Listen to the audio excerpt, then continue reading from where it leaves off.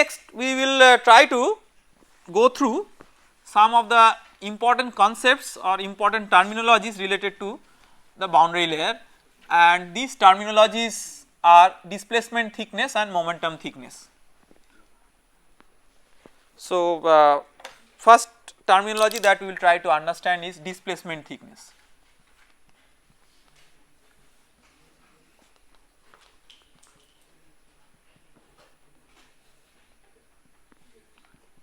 Delta star. What it is? Let us say that you have a flat plate, but there is no growth of boundary layer. So, then what happens if you have uniform flow? Uniform flow will remain uniform, and that means the plate is having no effect. So, if there was a streamline, say there was a streamline like this streamline would move parallel to the original direction. So, when you have uniform flow, the streamlines are actually parallel to the flow direction. So, let us say this is one of such undisturbed streamlines. Now, this is what that does not happen in reality. In reality, what happens? In reality, you have a growth of the boundary layer. So, let us say that the boundary layer is growing and the boundary layer is growing like this. So, because of the growth of the boundary layer, what happens? What will happen to the streamlines? The streamlines will originally be parallel to each other, but when they come close to the plate, will the streamline, so we have decided or we have come to a conclusion that the streamline cannot remain just like this. So, it has to get shifted or deflected. Question is, it will be deflected upwards or downwards? Upwards. So, let us try to see that why it should get deflected upwards. So, let us say that because of the effect of the boundary layer, the streamline has got deflected upwards. So, this same streamline which was undisturbed, now it has got deflected upwards. The reasoning is very straightforward. If you consider two sections, let us say that we consider one section here, say section A, and another section here, say B. If the flow is steady, whatever is the flow rate through section A should be the same flow rate through section B, because see this black line, this is a streamline, so there cannot be any flow across it. Okay. Now, if the same flow rate has to be maintained, see this is the region where the flow is slowed down. To compensate for that, the streamline should be upward, so that this extra flow plus this flow becomes same as this flow, right. So, the streamline has to move upward, not downward. Question is, how much does the streamline move upward? Let us say that we have chosen such a reference that this is the delta at the given x, and let us say that this shift of the streamline is delta star. We want to find out what is this delta star. So, the nature of that curve may be convex or concave? Nature is not important for us, this is just a rough sketch. What is important is that whether it is shifted upwards or downwards, because like we are not having any attention on what happens across the streamline, because by definition of the streamline there is no flow across the streamline. Okay. So, let us try to find out this delta star. What would be the basis by which we may find it out? That the mass flow rate at the sections A and B must be the same. So, you must have m dot at the section A same as m dot at the section B. So, if the uniform velocity was u infinity at the section A, it is rho into u infinity into delta into the width. Let us say the width is what, B. Now, the width will get cancelled in both the sides. So, let us not just write the width. For B you see there is one portion within the boundary layer. So, that is integral 0 to delta u dy, where u is the velocity as a function of y here. Outside the boundary layer you have u equal to u infinity. So, plus rho integral of delta to delta plus delta star into u infinity dy. basically that into u infinity into delta star. So from here if we simplify one more step, what we get, you will get u infinity into delta is equal to integral 0 to delta u dy plus u infinity into delta star.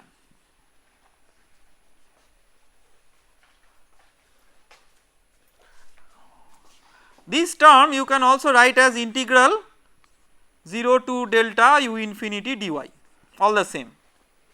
The whole idea is that we want to club these two terms together.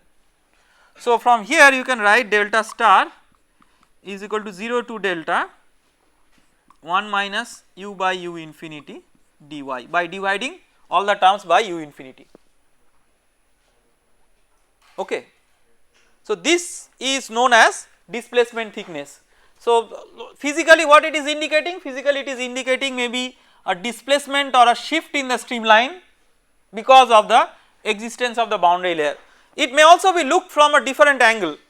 Let us say that we are trying to consider a case when this is a flat plate with boundary layer and retardation of the flow close to the wall, and we consider an equivalent case when we do not consider the effect of the wall directly, but what we do is we make a shift of the wall. So the new location of the wall becomes say like this.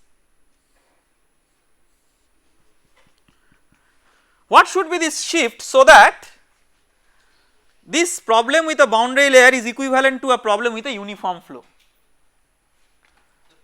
So this is a problem with a boundary layer, this is a problem where we are trying to have the same flow rate but no boundary layer, that means there will be a uniform flow. So let us say that the uniform flow is like this with a velocity u infinity. So here there is a growth of the boundary layer, so you have a delta as a function of x. Here you do not consider the growth of the boundary layer, but to avoid that analysis what you do, you shift the plate a bit upwards, because the effect of the boundary layer is it has a reduction in the flow rate. So if you still want to use u infinity, you make a shift of the plate somewhat so that your effective area of the flow gets reduced. So that multiplied with u infinity should give the same as this one. So let us say that this shift of the plate is A. What is our constraint? Our constraint is that the flow rate should be the same. This is a hypothetical uniform flow, this is the real boundary layer flow. So here the velocity profile is like this, this is u infinity. So what is the flow rate here? The flow rate here is integral of 0 to delta u dy. What is the flow rate here? U infinity into delta minus A. Of course I am just considering the volume flow rate per unit width of the plate. So rho into B, that term I am not considering. So if you equate these two, what you will get from here is what is A? A is nothing but integral 0 to delta 1 minus u by u infinity dy. So this is nothing but delta star. So what does it mean? It means that the displacement thickness also may be looked at as a hypothetical displacement of the solid boundary, so that the remaining flow within the length delta may be perceived as a hypothetical uniform flow, still predicting the same correct flow rate. Okay. So the advantage of this is that sometimes if you do not want to analyze the details of the boundary layer, but you just want to have a gross estimate of the flow rate, if you know what is delta star, then what you may say is that within this length, this minus delta star, whatever is there, the velocity is uniform. So it is not that it is actually uniform, it is a pseudo situation with which you are matching with the exact situation. What you are not compromising with is the flow rate prediction. So the pseudo situation and the correct situation are giving the same flow rate, that is the basis of this. Now although the mass flow rates over the sections A and B are the same, but the momentum flow rates are not the same, and we will see that what is the difference in the momentum flow rates over the sections A and B.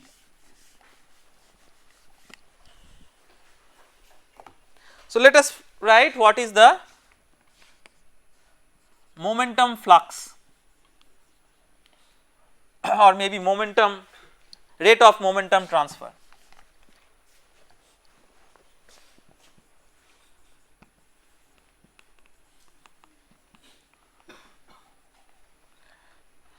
So the rate of momentum transfer at A, what is this?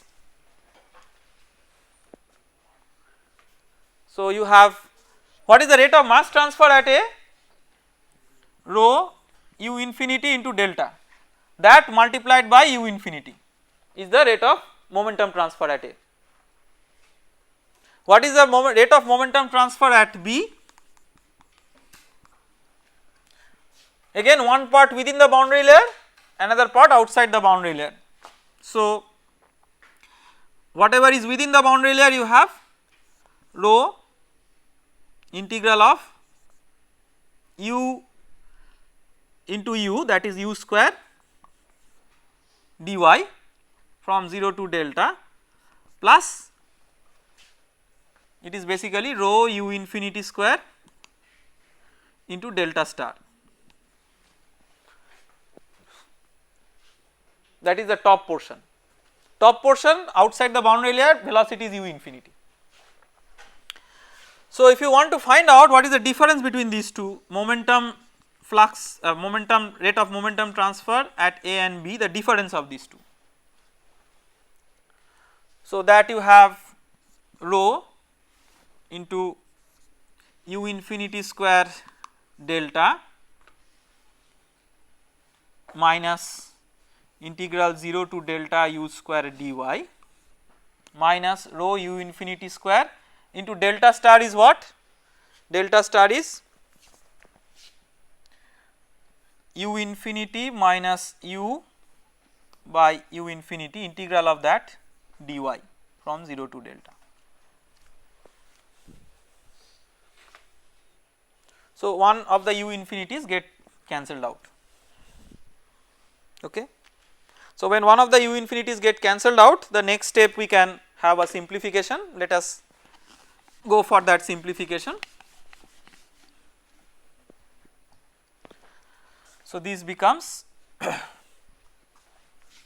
first of all this becomes minus rho u infinity square delta. So there is 1 u infinity square delta, then there is minus 1 u infinity square delta. So this term gets cancelled out with the first term. So what remains is rho u infinity minus u square dy from 0 to delta, u infinity from the last term and u minus u square from the second term. Okay. So now what you see that what this is not 0, right, therefore there is a difference. Now is this positive or negative? This is positive because u infinity is greater than u, so u into infinity is greater than u square. So that means this is actually a representative of the very important fact that there is a momentum deficit at the section B. So whatever was the rate of momentum transport at the section A, the rate of momentum transport at the section B is somewhat less than that, and this is indicator of how less it is. So this you can write as rho into u infinity square, we just taking u infinity square as a reference. So u by u infinity into 1 minus u by u infinity dy, just a normalized or non-dimensional way of writing is the term which is there in the integral. And see, this term in the integral is a term that we have encountered in the momentum integral equation. Tau wall by rho u infinity square was ddx of this quantity, and this we call as theta, which is also given as symbol of momentum thickness. So momentum thickness that is given by theta, and what is important is that this momentum thickness what it physically indicates? It physically indicates the deficit in the rate of momentum transport across two sections because of the development of the boundary layer. That is the physical implication of this, but mathematically this is expressed just by this integral. Sometimes one also uses a third parameter which is known as the shape factor H, which is given by delta star by theta, the ratio of these two. Why it is given a name of a shape factor is somewhat obvious. The obvious is that this ratio depends on the shape of the velocity profile, solely on the shape of the velocity profile, because if you see the integrals, these integrals of course they themselves depend on the shape of the velocity profile, but sort of even their ratio also therefore depends on the only on the shape of the velocity profile. Shape of the velocity profile means u by u infinity as a function of y by delta, that is the shape of the velocity profile. So once that shape is fixed, this is also automatically fixed. So that is why we call it a shape factor, and if given a velocity profile it is possible to determine the shape factor. Now the important thing is that we have till now considered the boundary layer over a flat plate, and that is one of the very simple cases, but even in this very simple case we have not considered one thing, that is the effect of turbulence. We have considered, that means implicitly, that the boundary layer develops as a laminar boundary layer, but in reality the boundary layer may have a transition towards turbulence. And what is the Reynolds number that is important here? The Reynolds number here is dependent on the parameter, the axial location x. So you see that as you move along the plate, this Reynolds number increases.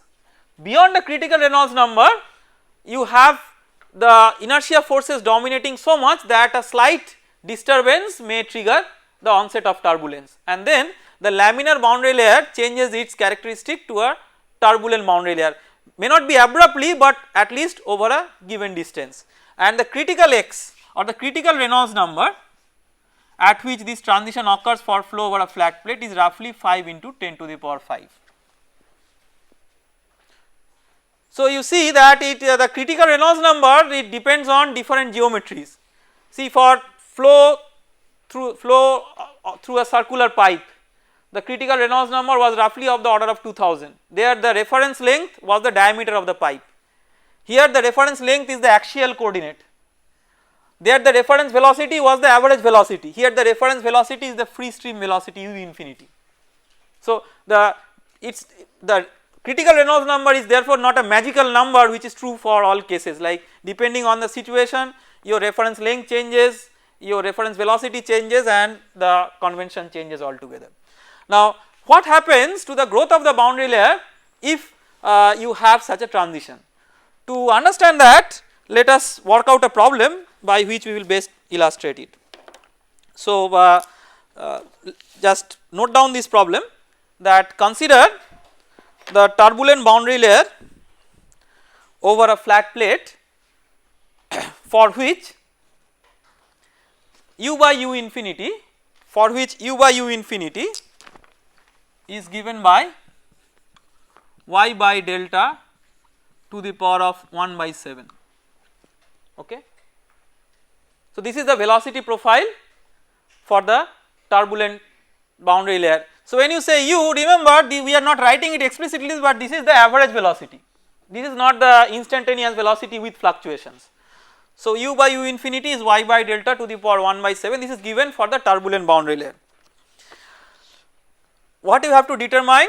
Number 1, the Cf and Cd, that is the local skin friction drag coefficient and the total drag coefficient on the plate for the flow over the plate, if the entire boundary layer is turbulent.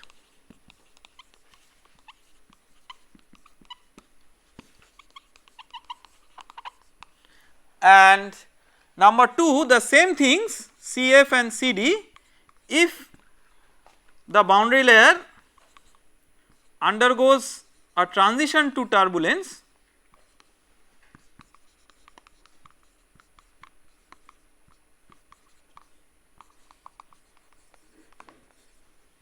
at Re critical equal to 5 into 10 to the power 5. Okay. Then what is given? Given is that at the wall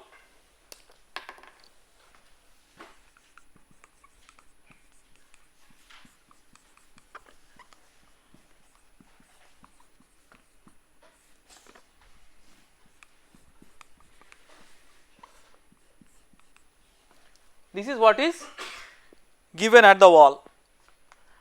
We will see that why this is given at the wall. This is from experiments. This is actually a real data from experiments conducted by Blasius. So this is from experiments, and for laminar flow, for laminar boundary layer it is given that Cf is equal to 1.328 into Reynolds number, that is CDF or like CD, 1.328 into Reynolds number to the power minus half, CDF. Okay. So with this problem statement, let us try to work out this problem, and this will give us some idea. First of all, this is the velocity profile, which is again for turbulent flow it is not possible to determine the velocity profile exactly. So this is just a curve fit of the experimental velocity profiles, and therefore it is not a very accurate one. The loss of accuracy is important at some place, and let us see what is the place. So let us first write tau wall by rho u infinity square is equal to d dx of integral 0 to delta u by u infinity into 1 minus u by u infinity dy. So this part you may substitute u by u infinity as a function of y by delta, and then you will get this as something into d delta dx, that is fine. Substitute u by u infinity as y by delta to the power this. Now what about tau wall? See, if you want to calculate mu du dy at the wall, you see that you cannot calculate using this velocity profile. So this velocity profile is not exactly valid at the wall for calculating the wall shear stress, and that is why the wall shear stress has to be separately determined from experimental conditions, and that is what it has been experimentally determined. See, fluid mechanics is such a subject where you cannot independently go or grow with theory or experiment. You have to somehow make a good combination of these for understanding the physical principles. So tau wall by rho u infinity square you will have 0.0225 into nu by u infinity into delta to the power 1 by 4. So then it is straightforward, you integrate this and get delta as a function of x. So if you integrate this you will get, let me just tell you the answer quickly, you will get delta by x is equal to 0.37 into Reynolds number to the power minus 1/5. Okay. So once you get delta by x, it is easy to calculate the Cf and Cd just as we did for the previous cases. So let me give you the answers at least so that you can verify later on. So Cf will be 0.058 into Reynolds number to the power minus 1/5, and Cd is 0.0725 into Reynolds number to the power minus 1/5. Okay, so these are the answers for the first part of the problem, but this is not a very realistic representation. Why? Because we know that the boundary layer does not become turbulent from the very beginning. The Reynolds number is based on the local x. Local x is initially very small, so it is always initially laminar and then it becomes turbulent. So the real picture may be something like this. So you may have the flat plate in this way, you have first a laminar boundary layer, then it undergoes a transition to turbulent boundary layer. Let us say that this is the length x critical over which it is laminar, and then beyond that it is turbulent. So what the question will be that what is the length of your plate? If the length is greater than x critical, how do you find out x critical? X critical is given by u infinity x critical by nu is 5 into 10 to the power 5, that is Re critical. So given u infinity you can always find out what is x critical. If your length of the plate is greater than the x critical, then in reality there is a great chance that the remaining flow is turbulent. So your actual drag force is what? If you say calculate the total drag force as an artifact or outcome of that the entire boundary layer is turbulent, there is an error because of the presence of the laminar part.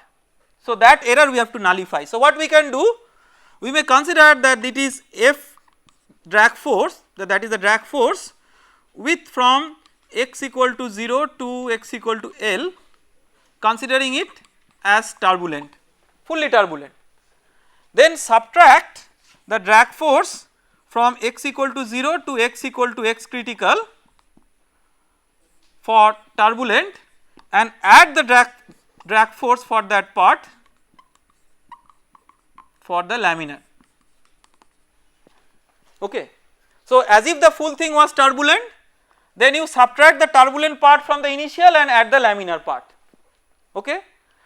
And you have to keep in mind that when you are writing the corresponding the CDs, so this will be CD into half rho u infinity square into B into L. Here it will be CD into half rho u infinity square B into x critical, and here also it will be the same, CD into half rho u infinity square B into x critical. The difference is that in one case the CD is the laminar CD, in another case this is the turbulent CD. So this is turbulent CD, this is the turbulent CD, and this is the laminar CD. In the problem already it is given what is the expression for the laminar CD. You have to be careful, in place of L you have to now use the x critical as the reference length, and then if you make a simplification of this, the net drag force is the F drag force actual by half rho u infinity square into B into L. That is the net CD, and the answer of this will come out to be 0.0725 Reynolds number to the power minus half minus 1740 by Reynolds number. This is the answer to this. So if you just substitute and make a simplification, just check that whether you get this final expression. So what this final expression says, that there is a correction because of a part of the boundary layer being laminar and not the entire boundary layer being turbulent, and this is the expression of the composite CD that takes care of the fact that a part is laminar and then it is turbulent. So with this we stop our discussion today, and in the next class we will start with the discussions on boundary layer, where you have the effect of the pressure gradient. Till now we have considered the boundary layer without the effect of pressure gradient, and boundary layer with the effect of the pressure gradient we will start discussing from the next class. Thank you.